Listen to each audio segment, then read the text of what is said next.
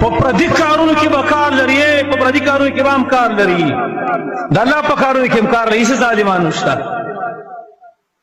بله ورځ د چا خبر وکړې دلته لیبرال حقوق کې یو سړی دی لوڼې کېږي وایي 15 لوڼې وشوې، ښځې ته یې ویلي ښځې ته چې که دې نه پس چې لور وشوه نو یا به دې وژنم او یا به دې طلاقوم او یا به دې بله ښځه کومه.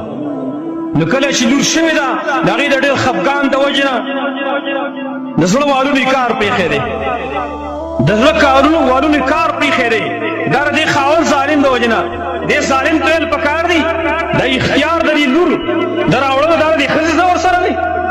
کومه ښځه چې هغه غواړي زما خاوند پریشانه شي، زما خاوند یې خفوي، لیکن دا دومره درنده دی چې د الله په کار کې کار لري.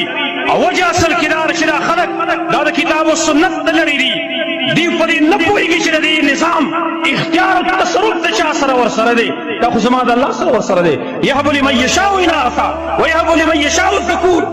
الله یې خوښه مې چې چاله لور ورکوم او چاله زوی ورکوم، او یزوجهم ذکرانا و اناثا، او چاله دواړه ورکوم. په دې کار